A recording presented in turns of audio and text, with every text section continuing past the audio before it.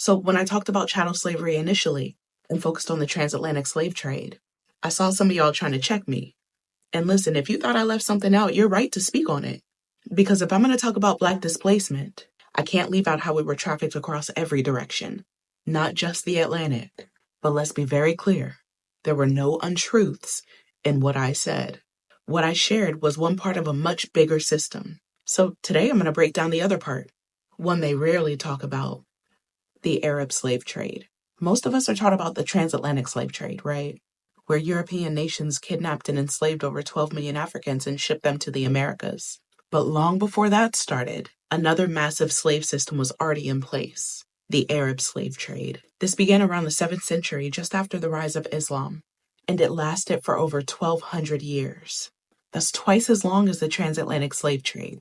Millions of Africans, estimates say anywhere from 10 to 20 million, were taken from East, Central, and parts of West Africa and sold across North Africa, the Middle East, Persia, the Arabian Peninsula, and even parts of India, Pakistan, and Southeast Asia. Here's the key thing. This wasn't one single trade route. It was a whole network made up of two major routes that we're going to break down next. So we're going to talk about the trans-Saharan slave trade, which is just the first part of the Arab system. The trans-Saharan slave trade, it involved moving enslaved people north, across the Sahara Desert, into places like Egypt, Libya, Morocco, and Tunisia. And this was done through caravans, which, if you don't know, included huge groups of camels and traders moving through brutal desert conditions. People walked for hundreds of miles in chains without enough water or food. Thousands died just trying to get to the slave market. So who were the victims? Most were young boys and girls from places like Mali, Niger, Chad, and Sudan. The boys were often castrated and made to serve in royal palaces, harems, and courts. The girls were sold as concubines, house servants, and entertainers. The violence was extreme, but so was the erasure. Most of these people never got the chance to build families. Many never made it out of servitude. And because they were often forced to assimilate, their history was wiped out. No records, no surnames, no lineage left behind. So Route 2, under the Arab system, is the Indian Ocean slave trade, which ran east, not north. This route took people from East Africa, places like Tanzania, Kenya, Mozambique, and Madagascar, and shipped them across the Indian Ocean to the Arabian Peninsula, Iran and Iraq, parts of India, Pakistan, Sri Lanka, even Indonesia and southern China. This trade lasted over 1,000 years. And just like the Trans-Saharan route, it focused on Black labor, sexual exploitation, and military service. In India and Pakistan, enslaved Africans became soldiers, guards, palace staff, or enslaved women for royal households. Many of their descendants are actually still there today, but they're often marginalized and forgotten. So why don't we hear about this as much as we hear about the transatlantic? One word: erasure. Many enslaved men were castrated, so they couldn't have families. Others were absorbed into Arab and Asian societies, renamed, converted, and stripped of all identity. There was no diaspora like we see in the Americas, because so many people were intentionally erased. And because Arab and Muslim societies never really publicly confronted their role in slavery, there's no global reckoning, no memorials, no documentaries, no widespread education, just silence. So yeah, I focused on the transatlantic slave trade in my last video, because that's our direct link, especially here in the Americas. But if we're talking about Black displacement and stolen lives, we do have to talk about all of it. The Arab slave trade, the Trans-Saharan route, the Indian Ocean route. 3 names, 1 system. One long history of Black people being stolen, used, erased, and never properly accounted for. So we honor them, even the ones we don't know, because we're not just survivors of one trade. We're survivors of every direction they dragged us. And the world still owes all of us answers. Shalom.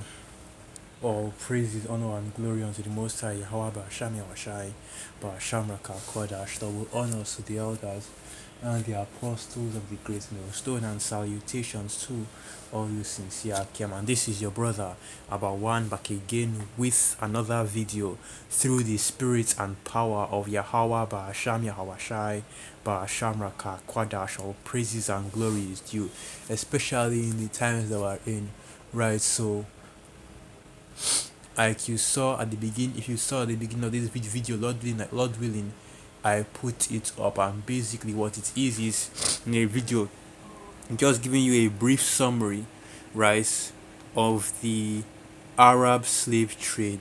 And that's why I'm going to entitle this video "We Are Yet This Day in Our Both Our Captivity and Our Scattering," because just like the video was giving you a summary, right, of the Arab slave trade, and basically showed you how, as the scripture said, our people, right, Israel, the Israelites, you so-called Negroes, Latinos, and Native American Indians, are scattered throughout the four corners of the earth, right, and the slavery, right, the captivity of our people is one of those tools in which, or rather, it's one of those ways in which the Most High Yahweh Ba'asham Yahweh used in order to scatter our people throughout the four corners of the earth. Because now you had our people serving slavery or serving captivity in different parts of the world, not just in the Americas or in Europe, but also in the Arab world as well, right? And yeah, yeah, basically, Jake is now, waking up and speaking more and more about the different forms of captivity in which our people were put under, including the Arab slave trade.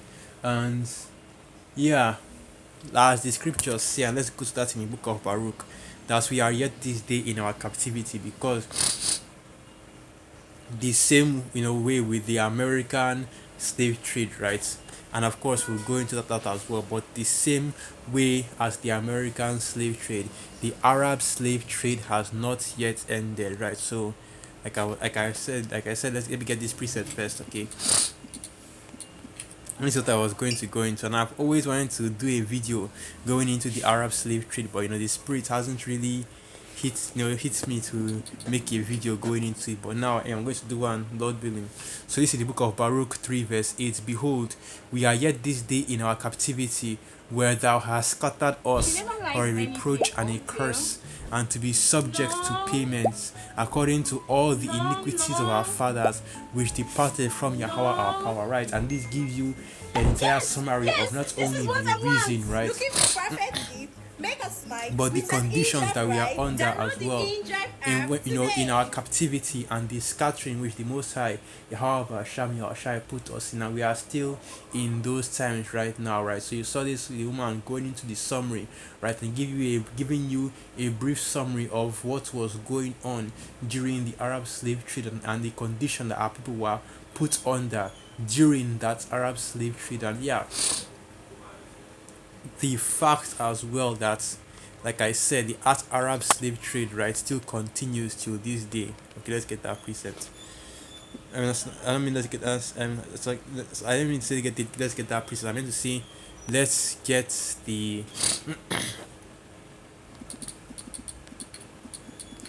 Let's just go into it a little bit, right? Because it's something that still happens today. Okay.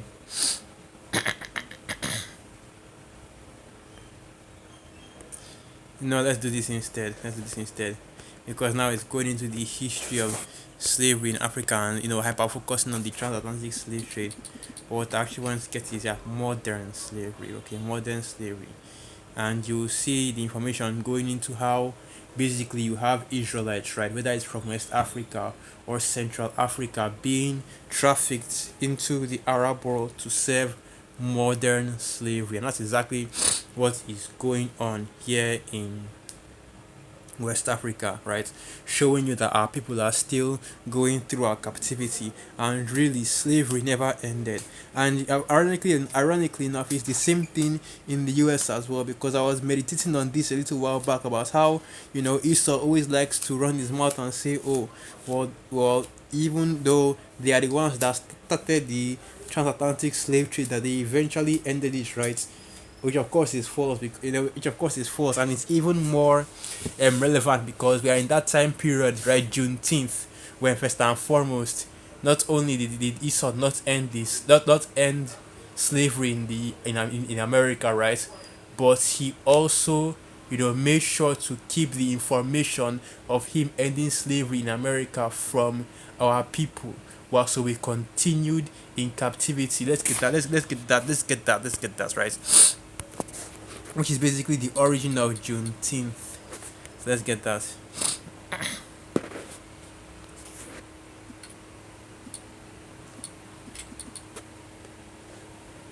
Right. So Juneteenth, on June 19, 1865, nearly 2 years after President Abraham Lincoln emancipated enslaved Africans in America, and this is the bywords, proverbs, and witchcraft that Esau uses, right, in order to refer to us Israelites. We are not Africans, okay? We are the Israelites, which the Bible speaks of, right? So we are not Africans, and Esau Edom, and even Esau Edom himself knows that he did not put Africans in slavery, but rather he put the Israelites, okay, the so-called Negroes, Latinos, and Native American Indians, the scattered Israelites that were scattered throughout the four corners of the earth. Because guess what? Even the so-called Latinos had to also go through slavery as well. So let me get this. I believe it's Vincent Guerrero, which is one of the former president of Mexico, and he was one that and he was one of the first presidents or the first leaders to abolish slavery in the Americas. So when you hear people say, "Oh, the British abolished slavery," that's false. When you hear people say, "Oh, the U.S. abolished," that's one of the first to abolish slavery, that's false. Okay, the first people to actually abolish slavery were especially in the Americas were the Haitians, and the Haitians did that before the British, a few years before the British, right after the Haitian Revolution. I believe that was Toussaint Louverture. Toussaint Louverture. Let's get that. The Haitian Revolution, and after the Haitian Revolution, right, slavery was abolished in Haiti. Here it is. So let's just read this. The Haitian Revolution 1791 to 1804 was a pivotal moment that led to the abolition of slavery in Saint Domingue, now Haiti. Right, so once the Haitian Revolution was basically done with, right, and yeah, that's why you see that Esau is always hard on those Haitians, because basically when the Haitians were, when the Haitians Levi got down, okay, they took out all the Edomites that were in the plant that were serving in that plantation, and it was actually set up by I believe, yeah, it was Toussaint Louverture. That's the name of the general, because he was a French general. He was a Jake, of course. He was a French general that led the Haitian Revolution. And after the Haitian Revolution, they took out all the Edomites that were on the island of Saint Domingue during that time and renamed it to Haiti, and then declared themselves free. So this is basically an instance of Jake taking their freedom, right? And Jake trying to use carnal methods to come out of their captivity. But of course, as we already know, right, that the only way in which our people will be delivered from our captivity is through the Most High Yahweh Sham Yahushai, right? So this is an example, one of the many examples of Jake trying to come out of the captivity without the Most High Yahweh Sham Yahushai, without the Lord Yahweh Shai, and ultimately it failed, which is why you see that Haiti is in the condition that it is in today. Even though for a period of time, right, Haiti was very prosperous to the point of being able to actually attack, right, and take and commandeer slave ships that basically sailed through their ports. And it's different instances like this that actually caused the British to eventually abolish the slave trade. But the actual people that started, the abolishment of the slave trade as a nation was the Kingdom of Haiti, right? Or the kingdom, or the island of Saint Domingue, in 1804. That's years before the British did theirs, and I believe the British actually abolished slavery in either 1810 or 1813. So let's get that. When did the British? And even at that, after the British abolished the slave trade, then began the Berlin Conference, right, to split up Africa and basically start the colonization project, which all that is just a modern form, another modern form of slavery. So this is the AI overview. The British officially abolished the slave trade within the British Empire in 1807, right? And the British Empire isn't just the UK, it covered all the lands in which the British controlled: Jamaica, the Caribbean, West Africa, British West Africa, right? And all the other parts of the world in which the British owned at the time, which also includes, I believe, also includes Hong Kong, going as far as Hong Kong, right, the Caribbeans and West Africa. So it wasn't just in the UK, but all over different territories that were controlled by the British Empire. And after they abolished that slave trade, did they decide to actually set the people free and give them autonomy, right, and independence? No. Then started the colonization project, right? And that's why to this day you still have Commonwealth countries that are controlled by the British, like, yeah. That's why to this day, places like Hong Kong and Taiwan are trying to become their own independent states, even though they are Chinese, they are Chinese controlled territories, right? The people living in Hong Kong and Taiwan are basically Chinese people, okay, but they act as though that they are independent from China. Why? Because of that British influence. So let's get that. Let's get that.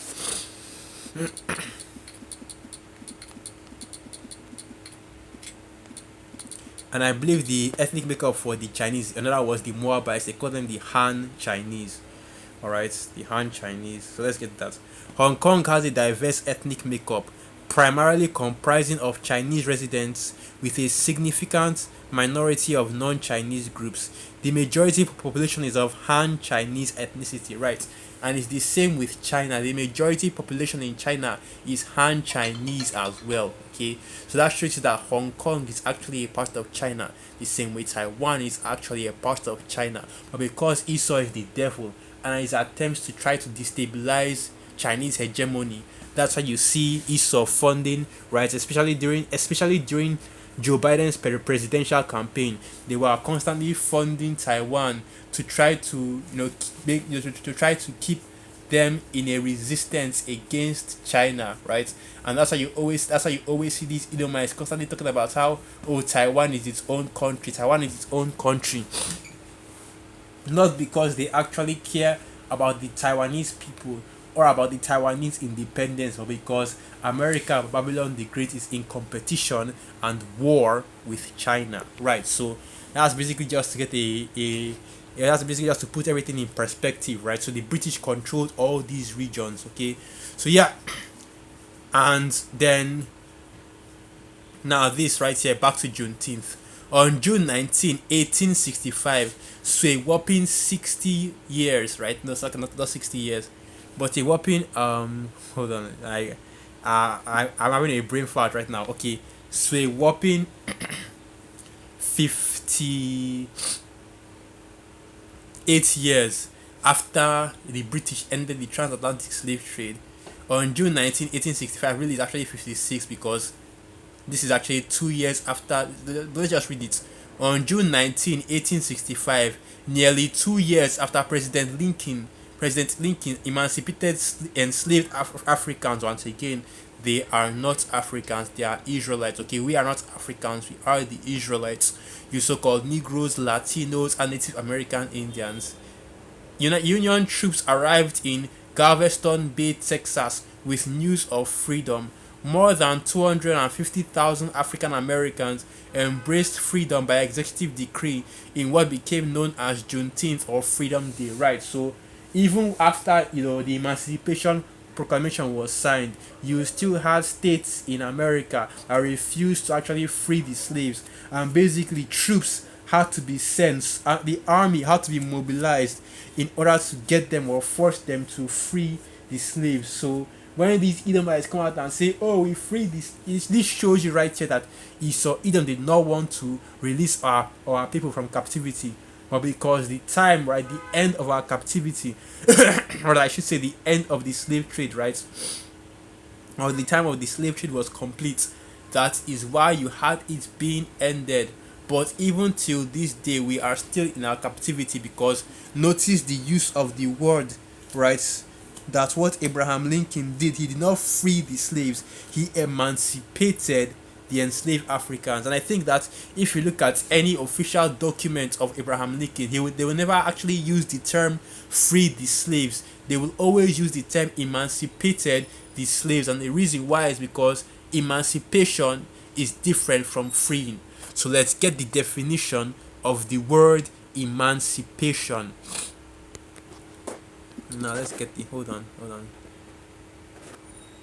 When you see when I was and just you saw that this is basically what you see here, right? This Vicente Guerrero, which was a former president of Mexico, right? The dude was a more darker skinned Jake, even though the Mexicans are all Jakes. He was a more darker skinned Jake, but he was also the president of Mexico that abolished slavery within Mexico, and that's why I actually looked him up, right? So basically, they say he was the first, so-called black, but of course, you know that he was just a darker skinned Jake that was in power, and he basically abolished slavery in within Mexico. Okay, this is right here. On September 15th, 1829, Afro Mestizo Mexican President Vincent Ramon Guerrero issued the Guerrero Decree prohibiting slavery in most of Mexico. Right. So basically, you had Jake in Mexico as well, abolishing slavery before the U.S. even thought of it. Okay, but let's keep going into it. What I want to now get is I can't remember what I actually wanted to go into, but something else that I wanted to go into. Right, right. Emancipation definition. Emancipate definition. Let's get that. Let's get the definition of the word emancipate. Set free, especially from legal, social, or political restrictions. Alright? But let's see if we can find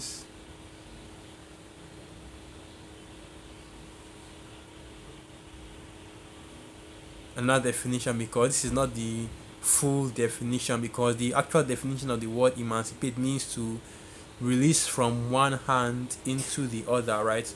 Basically, to release somebody from one person and transfer the ownership to another person, right?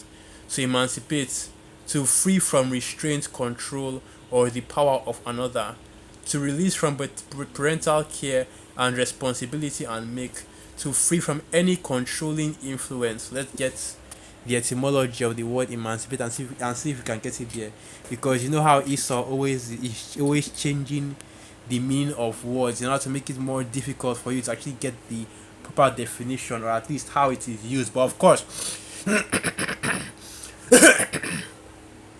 there is still another way for us to prove that, right, slavery still exists in America even till this day.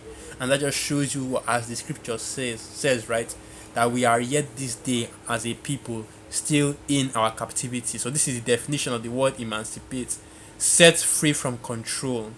From the Latin emancipatos, from the past participle of emancipare, to put a sonata of parental authority.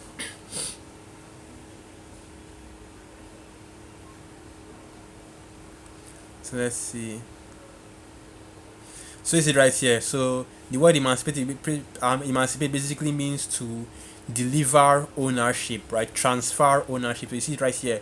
CX mancipare, deliver, transfer, or sell. From mancipum, ownership. From manus, hand. So basically, to take or to deliver or to change ownership. If you go into the etymology, the root meaning of the word is to change ownership, which leads me to so okay, which leads me to the 13th Amendment, right? Because if you go into American law, basically the 13th Amendment is basically the amendment that was made in the law by Lincoln, in order to emancipate the slaves. So this is right here. The 13th Amendment to the U.S. Constitution abolished slavery and involuntary servitude except as punishment for a crime. It was passed by Congress on January 31st, 1865, Slovakia, and ratified that year. And basically, what this means, right? If you actually go and read the 13th Amendment, basically what it means is that slavery is abolished in the US, except, so there is an exception for it, except as punishment for crime, right? Which is why, which is why you have the prison industrial complex, the school to prison pipeline, right? And the history of our people constantly being railroaded into prison, because immediately after the slave trade, and you can look up this history, right? Immediately after the slave trade, during the emancipation period, when Jake was free, you had a lot of our people that were ultimately being thrown into prison as well. And when they were in that prison, they continued to serve their captivity, right? Because now, as a criminal, you are no longer out, you are no longer exempt from slavery.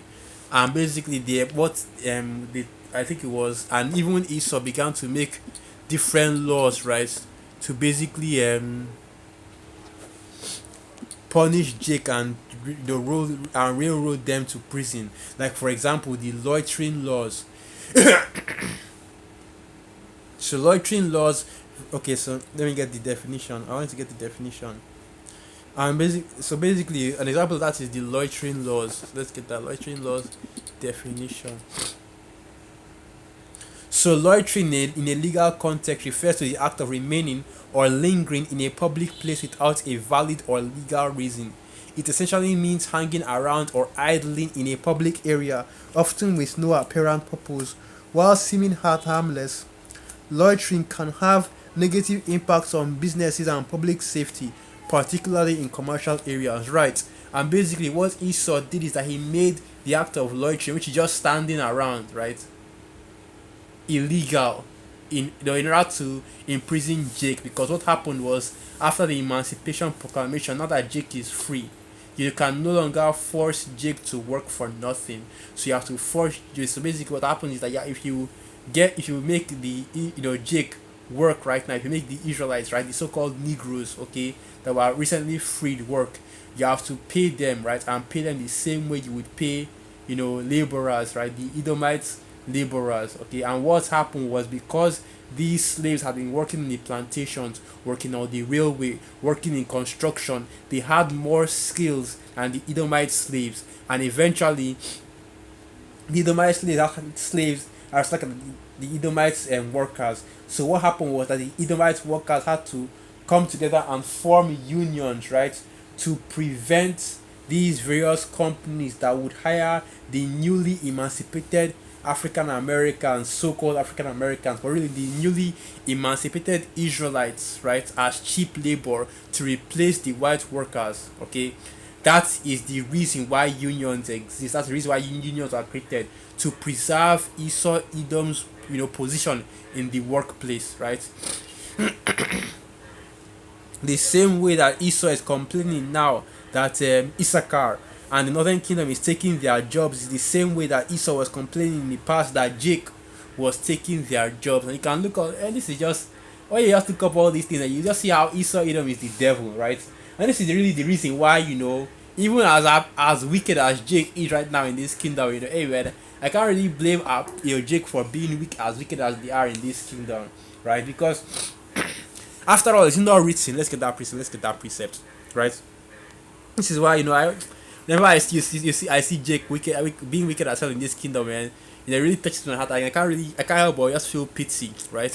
When you see these YNs and these Jake in the street just blasting each other away, or you see Jake being wicked as hell and involved in all manner of wickedness. You can't just, you can't really get mad at that when you understand just how wicked or just how evil Esau has been to our people, especially in America, Babylon the Great, man.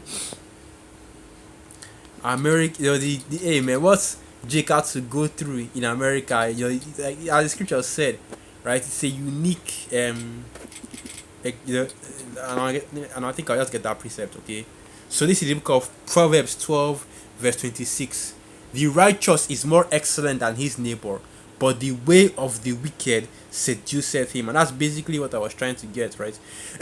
So what happened is that Esau influenced our people, and completely destroyed Jake. And that's how Jake became completely destroyed, right? Because of Esau Edom, right? All of the issues that we currently see with our people, it all goes back to Esau Edom. So this is the captivity, right?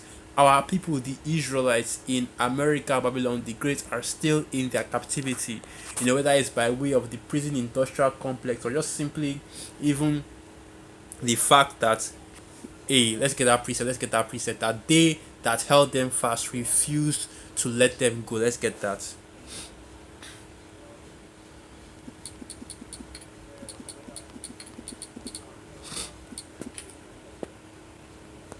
So this is the book of Jeremiah 50 verse 33. Thus saith Yahweh of hosts, the children of Israel and the children of Judah were oppressed together, and all that took them captives held them fast. They refused to let them go. Right. And this is mainly speaking of the captivity in America, Babylon the Great. That's the reason why you see that Esau is still trying to put our people back on on the same yoke that we have been under, right? That's the reason why you see Esau Edom. Hey man, all Esau is trying to do is he's trying to, you know, put our people back on that yoke, right? That basically Esau has not released our people from captivity. Okay, just made it seem as though you were free, but the actual slave chains are replaced with. That's why you see people constantly talking about mental slavery. Okay, mental slavery. So now back to what I was saying. Now that we've gotten the main topic, which is basically what is going on, right, with our people still being in captivity in America, Babylon the Great, which is the focal point of prophecy. And let's go local and talk about the captivity that our people are under here in Africa.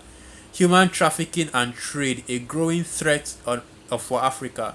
7 million Africans live under various forms of modern slavery. Many of them have fallen into the clutches of human traffickers in an attempt to improve their own living conditions. Migrants are at particular risk,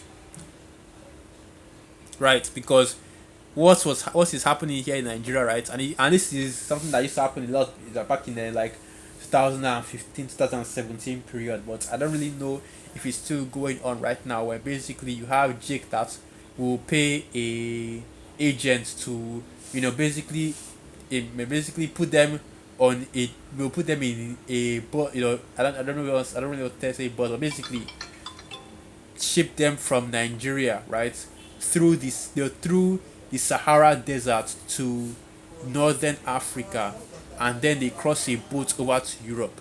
That's why you saw, if you actually paint if you remember right, you saw different news articles about different Africans being stopped at the border of like Morocco, countries like Morocco, Libya, so on and so forth. And that's how these slavers, right? These people that are putting our people in captivity get their slaves by using those agents to try to, because Jake that's too poor, right, to afford a flight, they will try to get there by foot. So the same way you see, you know, Issachar, right, and the Northern Kingdom crossing the border in America, Babylon the Great.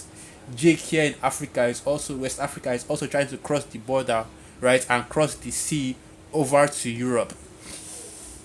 So they'll basically walk through the Sahara, right, and that's usually where they get them, in that Sahara region, where you have different groups of roving bandits and human traffickers that will capture them while they are walking through the Sahara. And the ones that are lucky enough to get to North Africa, like Morocco or something like that, the city center will now either get put in, and they'll still have to deal with the same human traffickers in the Morocco. So, but hey man, you still have some jigs that somehow managed to go through all that, cross the sea, and make it over to Europe, right? And if you remember, you had a lot of talk about that. Where you basically have a ship filled with starving Africans. That will touch down on the border of a European country, and that's basically what that was. And majority of them were West Africans, right? And mainly Nigerians, okay. And those were just the ones that were lucky enough to escape the traffickers that will put them in modern slavery in different parts of North Africa and Saudi Arabia. So this is the captivity of our people that continued to this day. Let's keep reading. Migration routes across Africa are full of danger. In addition to the perils of the journey themselves, there is also a serious risk of people ending up trafficked and exploited. Lately, much of the spotlight in the migration debate has been on West Africa. More and more people from Nigeria, Mali, Niger, or Senegal decide to undertake these journeys, hoping for a better life in Europe or elsewhere.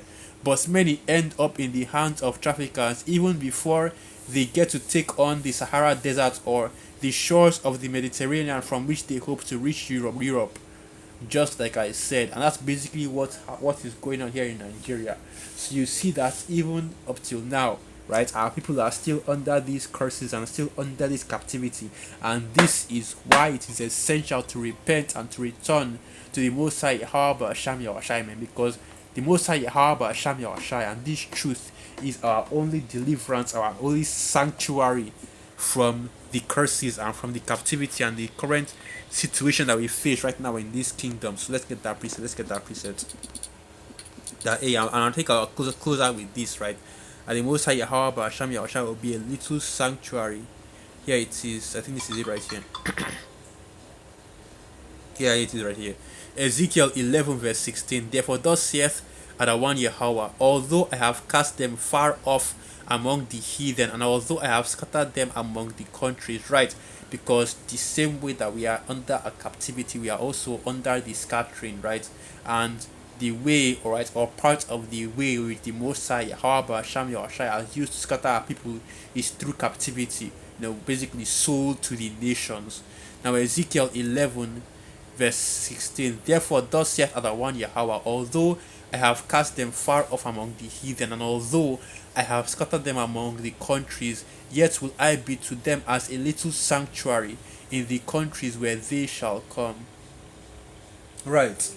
And even in this time, in whatever part of the world you are, if the spirit resonates with your spirit and ultimately opens your eyes to this truth, it's high time to repent and to turn back to the Most High Yahweh Sham Yahushai, right? Because there isn't a revolution, okay? The current thing that you see going on right now in West Africa within the Sahel region, Mali, Burkina Faso, and Niger, that won't save you, alright? There isn't a revolution, okay? There isn't a solution or a migration. There isn't anything that can actually deliver you from this kingdom except to repent and to return to our Lord Yahushai. Our Lord Yahushai is the deliverer, He is the redeemer, and He is the only way out for you, Jake. So with that, I will end the video right there. Once again, all praises, honor, and glory unto the Most High Yahweh, Ba'asham Yahushai, Ba'asham Rakakkwadash, Wa Abad Babal. Shalom, and through the Spirit of you are calm and you are quite edified. Shalom.